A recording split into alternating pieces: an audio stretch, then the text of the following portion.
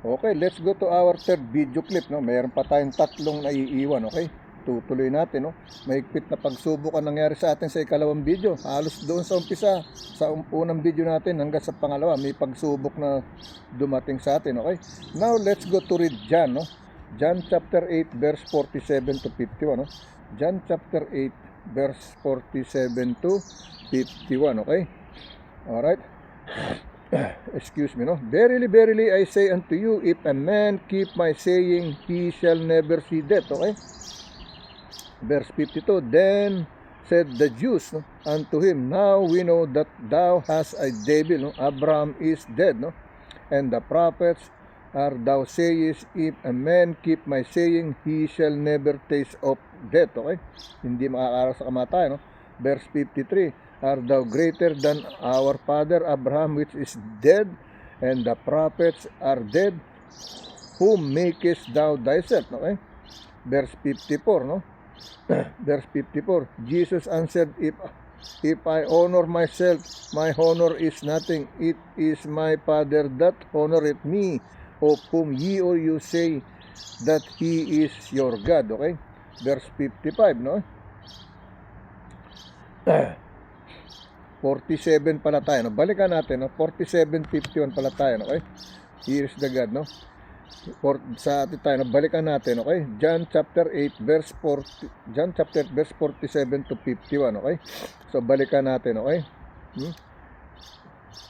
He is that God heareth God's no words, yet therefore hear there not, because ye or you not of God, no? Verse 48, they answered the Jews and said, no, unto him, say we not well, thou that art a Samaritan, and hast a devil, no? Verse 49, Jesus answered, I have not a devil, no, but I honor my Father, and yet ye or you do dishonor me. Okay? Ang sabi ng verse 49, no? Sabi ng verse 49, Jesus answered, and I have not a devil, but I honored my Father, and ye or you do dishonor me. Okay? Verse 50, no? I seek not mine own glory, no? There is one that seeketh and judgeth. Okay? Verse 51, verily, verily, I say unto you, no, if a man keep my saying, he shall never see death. Okay?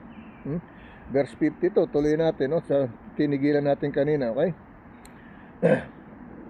Verse 52, then said the Jews unto him, now we know that thou hast a devil. Abraham is dead, and the prophet is thou sayest, if a man keep saying, he shall never taste of death. No? Verse 53, are thou greater than our father Abraham, which is dead, and the prophet are dead? Whom makest thou thyself? No? Verse 54, Jesus answered, if I honor myself, my honor is nothing. If my Father that honoreth me, of whom ye or you say that he is your God. Okay? Verse 55, yet ye or you have not known him, but I know him. No? And if I should say, I know him not, I shall be a liar like unto you.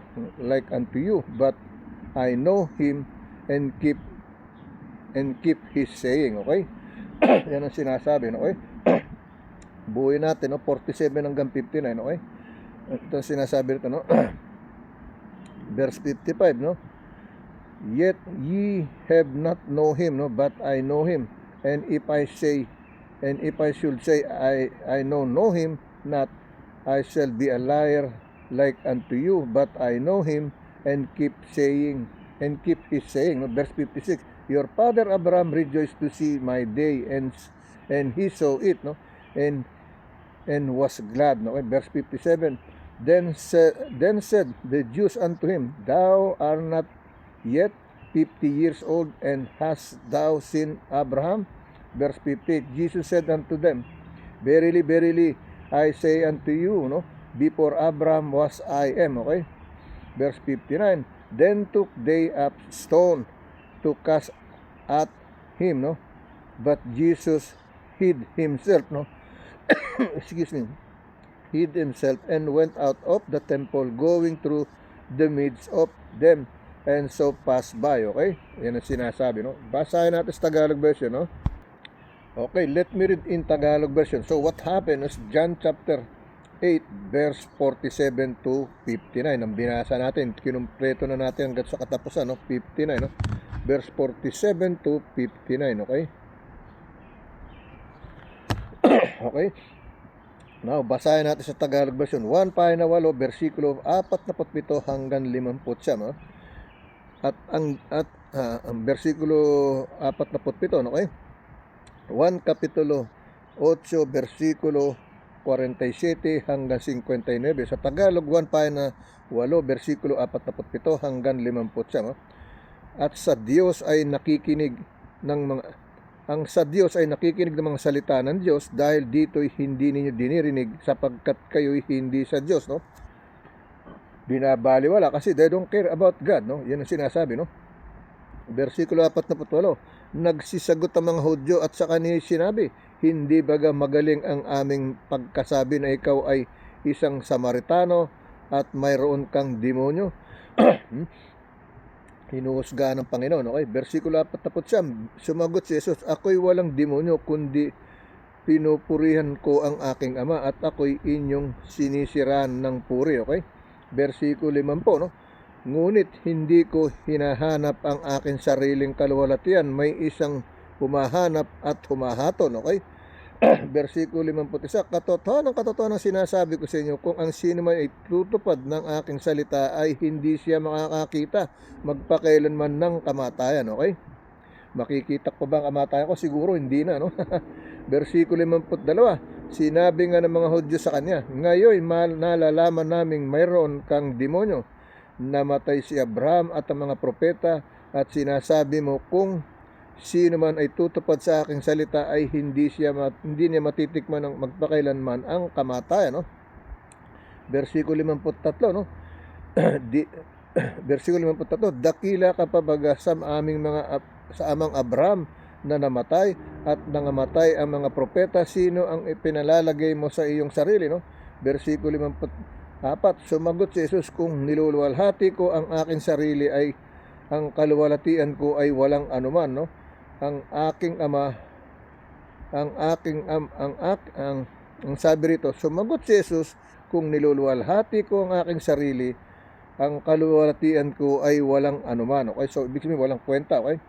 Ang aking Ama siyang lumuluwalhati sa akin ng tungkol sa kaniyang sinasabi ninyo na siya'y inyong Diyos, okay?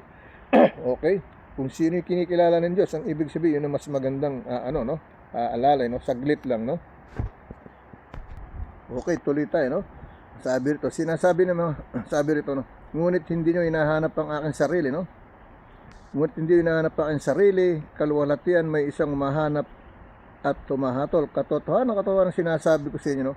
Kung ang sino may tutupad sa aking salita ay siya'y hindi makakita ng magpakailaman ng kamatayan. Versikulo 52, sinabi nga ng mga Hudyo sa kanay, ngayon nalalaman naming mayroon kang demonyo, namatay si Abraham at ang mga propeta, at sinasabi mo kung ang sino may tutupad sa aking salita ay hindi niya makititikman ng magpakailanman ng kamatayan, okay?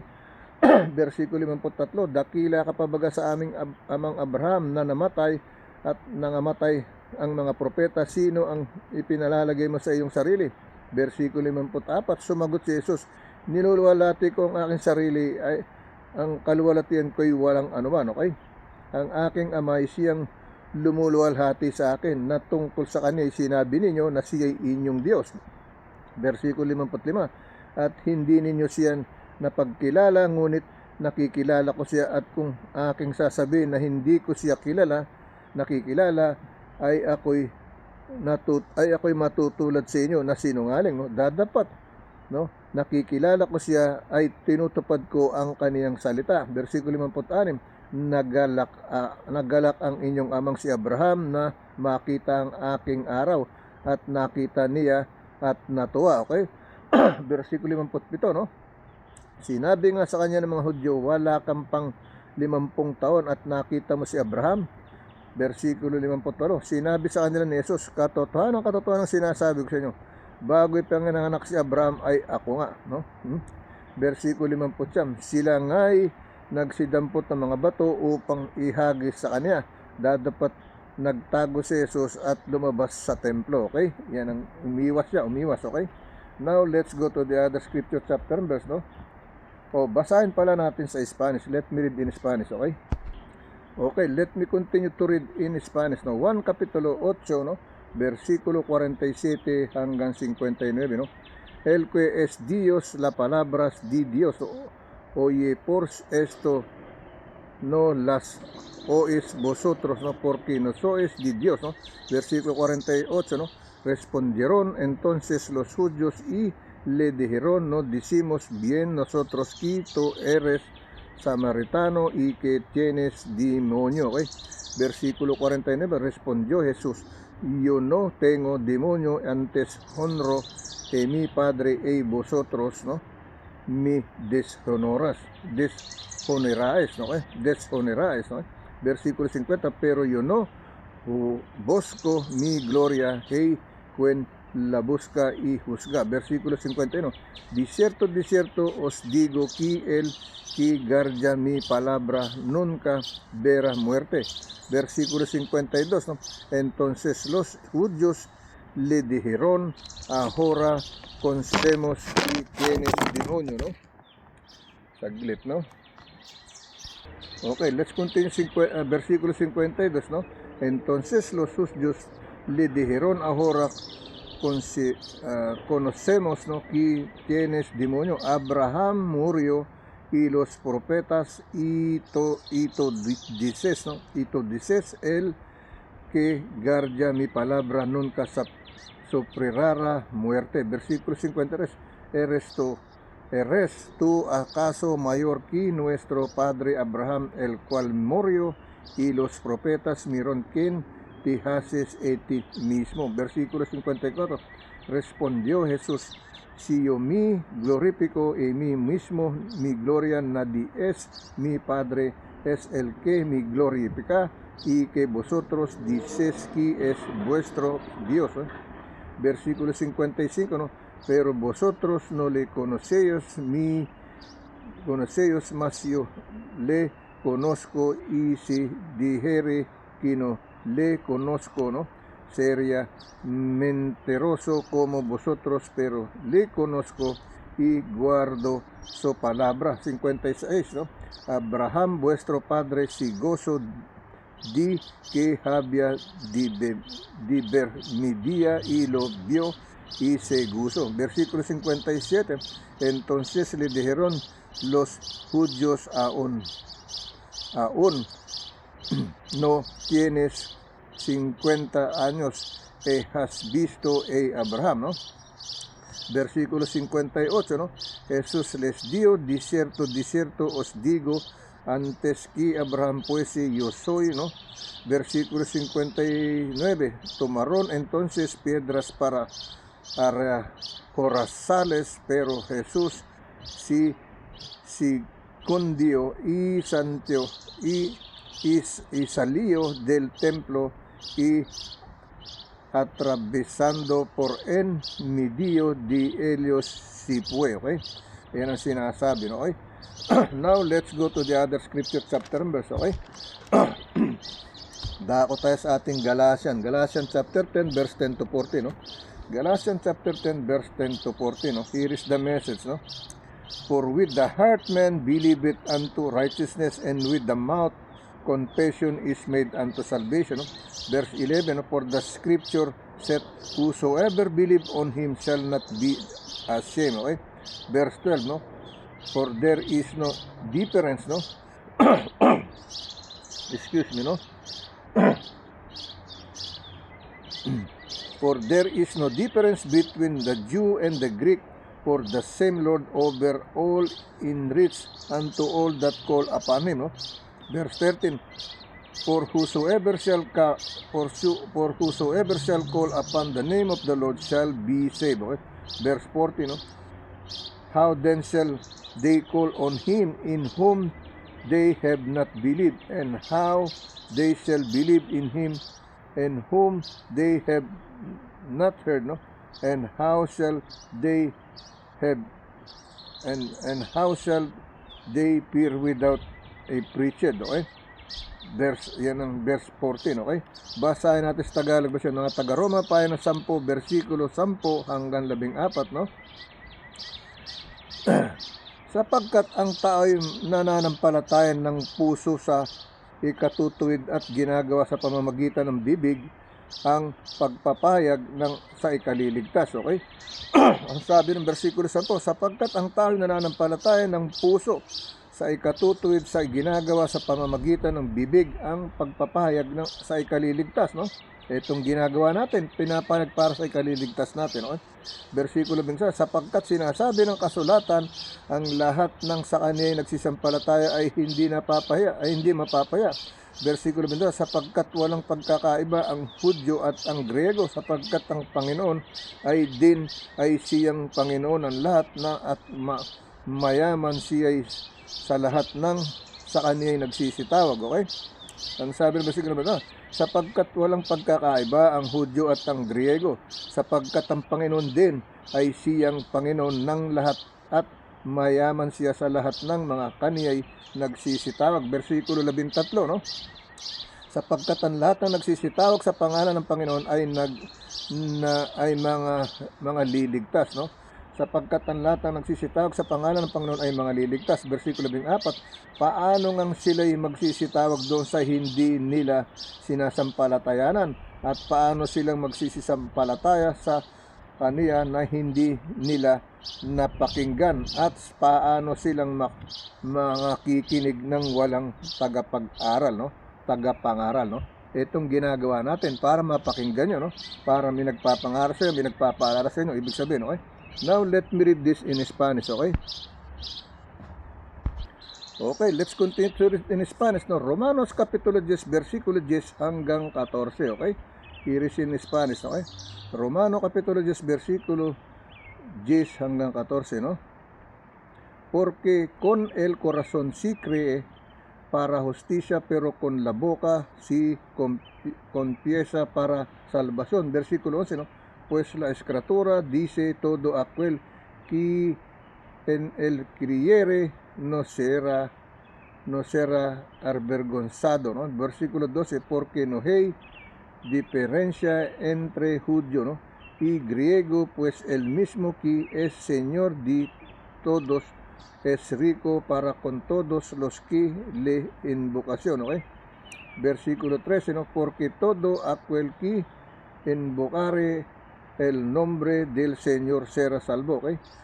Versículo 14, como pues invocarán aquel en el cual no han creído, y como creerán en aquel de quien no han oído, ¿no? Y como oirán sin haber quien les predique, okay? Yan ang sinasabi, no? Now, let's go to the last one that we have, no? The last one that we have, no? Galatians chapter 5, verse 1 to 5, no? Galatians chapter 1, verse 1 to 5, okay? So, hindi na natin nabasa yung sa huli na natin babasahin, okay? Yung God promises at saka devotion healing prayer, okay? Tapusin na natin tong Galatians bago natin basahin ang diretso yung dalawa, okay? So, ito tayo sa Galatians chapter 5, verse 1 to 5, no? Stand fast therefore in the liberty wherewith Christ hath made us free, and be not entangled against with the yoke of bondage, no? Verse 2, behold, I Paul say unto you, that if ye or you be circumcised, Christ shall profit you nothing, okay? Verse 3, for I testify again to every man that is circumcised, that he is debtor to the whole law, okay? Verse 4, no? Christ is become no effect unto you, whosoever of you are justified by the law, ye or you are fallen from grace, okay? Verse 5, last verse, okay? For we through the Spirit wait for the hope of righteousness by faith, okay? Basahin natin sa Tagalog version, no?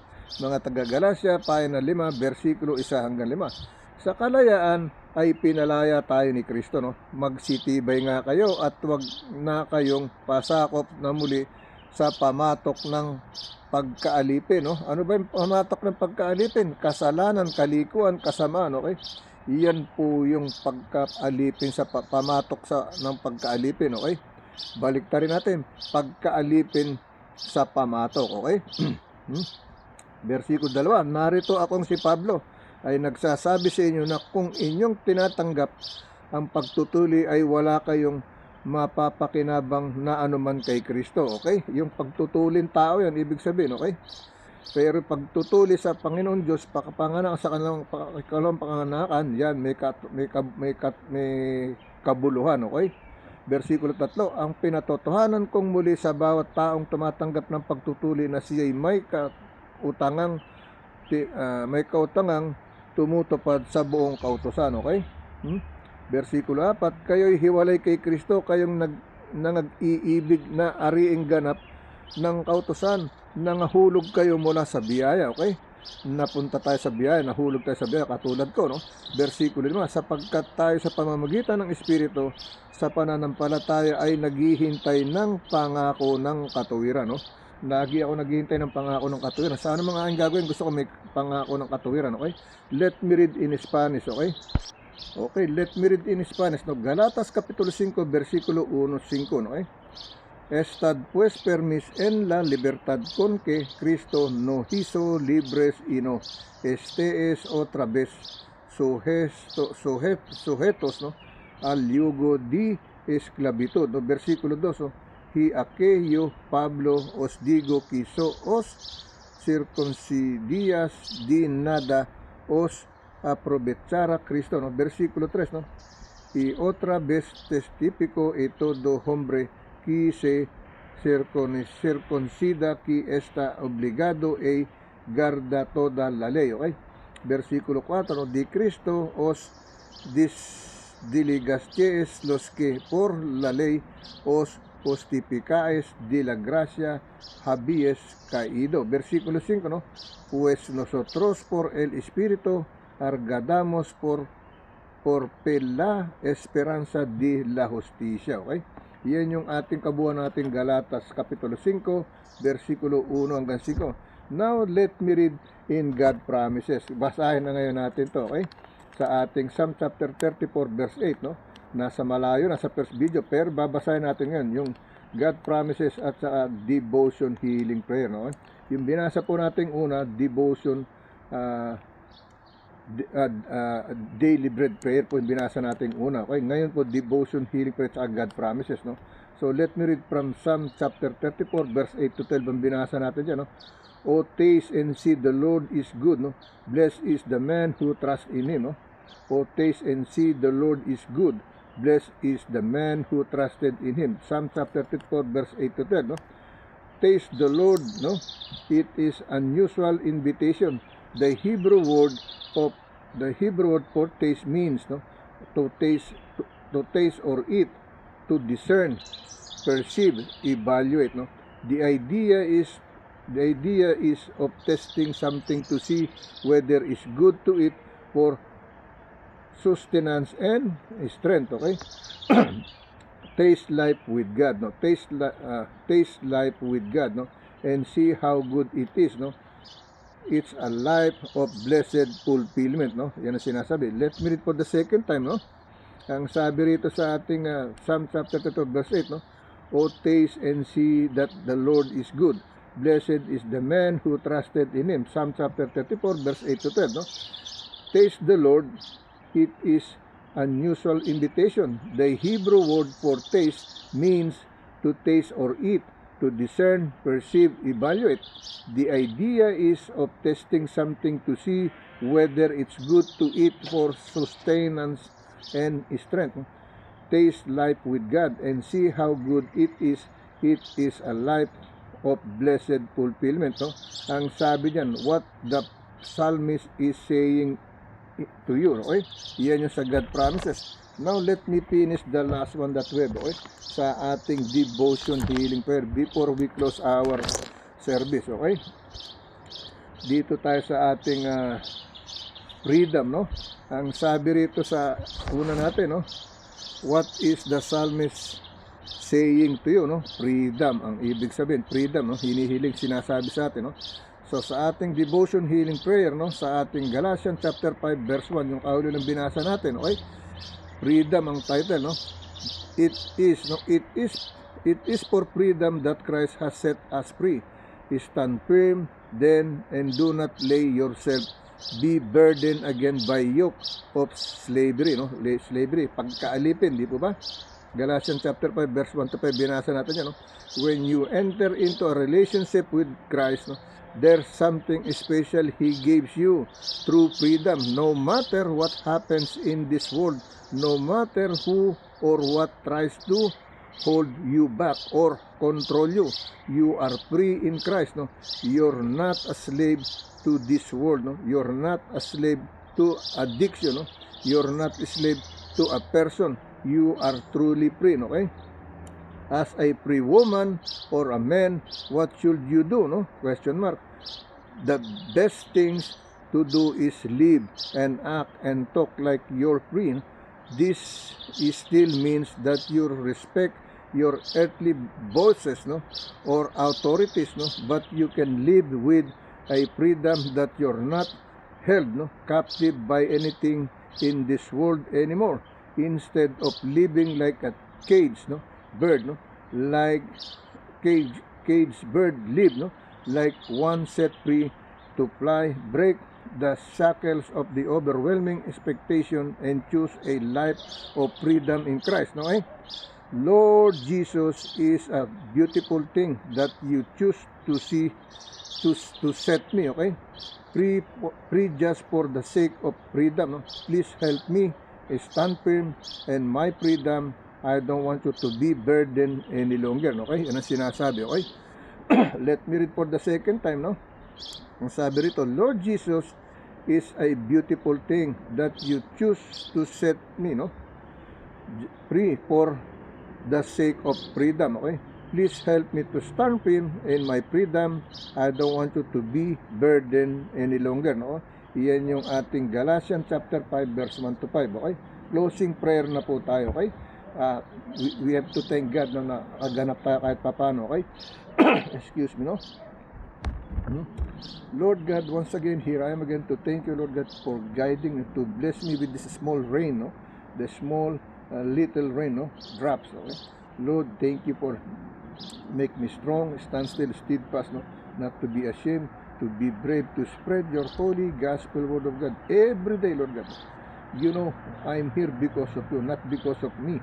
Lord, when somebody see your video, your word, tell them, don't focus on me, don't focus on me, focus on the gospel word of message of yours, no, from your holy sacrament of book of Bible, not to me, but by your Holy Spirit, no, to heal them, to guide them, to protect them, to save their life, to come back to you, Lord God. In your holy mighty name, the Father, the Son, and the Holy Spirit, in three, in truly one God, not the idolatry, but the Holy Spirit of yours, with the Father, you as a Son, Jesus, with the Holy Spirit, in three, in truly one God. Holy Spirit, Lord, healing prayer for all of us, Lord. Whoever watching this, listening this, Lord God, please touch, stretch your arm, no, to them, to heal them inside, outside of their sickness and illnesses, Lord God. Lord, comfort all in the middle of war and the victim of wars, Lord God, all over the world, worldwide, nationwide, universal, Lord God. In your holy, mighty name, the Father, Son, and the Holy Spirit, in Jesus Christ's name, amen. In your Son, Jesus Christ's name, amen, amen. Lord, may you guide us, protect us, make us safe, healthy, strong with all our labang. Grant us all our best wishes from the successful of all goodness against this evil power, evil behavior. In your holy, mighty name, Jesus' name, amen and amen. Okay, ingat po kayo. See you po tomorrow. Okay, God bless you po. Okay.